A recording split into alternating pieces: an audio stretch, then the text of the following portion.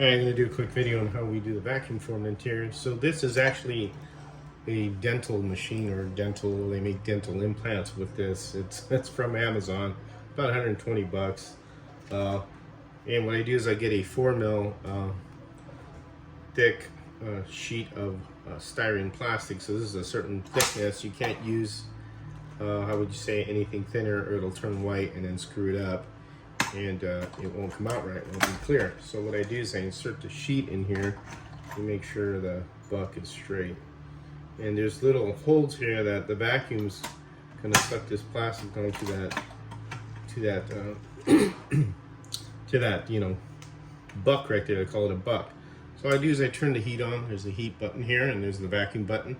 And this is an element to swing out of the way when it's done. And I'm gonna go to the first click there. There's another one that goes up higher, but what happens is it'll burn the plastic, and I don't want to do that. What I want to do is melt it and not burn it, to the point where I can bring this down and turn the vacuum on, and it'll suck the melted styrene onto the mold. I usually turn the vacuum on first. You don't want to slam it down then turn the vacuum. You want the vacuum engaged so it kind of sucks the buck down, doesn't move it, and drops it down. And what's going to happen is this is going to droop here, which has already been heated from something I've done before. And let me lower this down so you can see how this is going to droop. And it will kind of do like a bowing right here, like a bubble is what you're looking for. I know you can't really see it, but you got to give it like a good 5 minutes, sometimes a little longer, but you want to get it to the point where it's where you want it to do that, and to have the plastic at a certain, how would you say, melting point to where you could drop it down. And I'm just waiting for that to happen. You can see it's starting to droop, and we're gonna get it to where it droops pretty good. And that looks, we're gonna let it go a little longer because I can see the corners here still haven't dropped, and I'm gonna let it drop a little bit more. And right there looks good. And then what I'm gonna do is turn the vacuum on, clean this out, drop it down.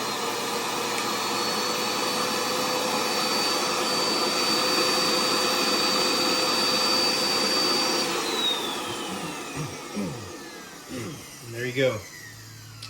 That is vacuum formed onto an interior tray. Now, I usually let the vacuum go for about, I don't know, 40 seconds, 50, depends on how I look at it. I want to make sure it's forming fine. I'm going to peel this off, just like that. And the buck will pop out when you're done with it. You can let it cool a little, or right now it's fine to pop out. I'll pop the buck out, and that is your interior tray.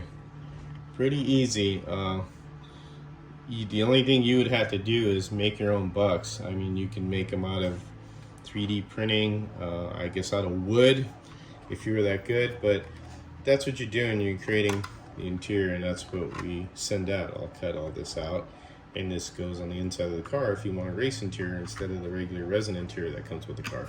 So that's just, an option we offer. And then the head, of course, you just cut that out to put the noggin in, which is made out of resin, and you can detail that, stick it in there. You spray the back of this with either any color styrene type paint like Tamiya has. I did it with black and it came out fine on the car I sent to Harry, and I just detailed the noggin, super glued it in there, and there you go. And that's basically how we do the interiors. And the window bucks are the same way. You put a bunch on here, and then we do the same thing, forming process, and it makes window bucks. So you can do this. The machine is relatively inexpensive, and then you'd have to buy the sheets. It's about $1.60 a square when you do this, and depending how many sheets you get, usually I get it's 12 by 6, I think it is.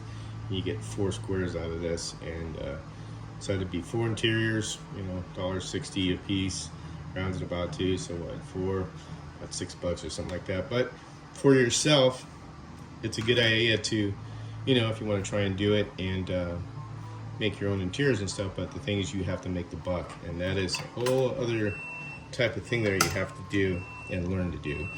And if you're good with wood or something like that, wood will work on this one too. So if you make anything out of a buck, even an interior from an existing car, if you cut all the roll bar out and just leave the tray. You could do that also and use the old Carrera interior. So there's different ideas you could, you know, use to make this work. But this machine works really good.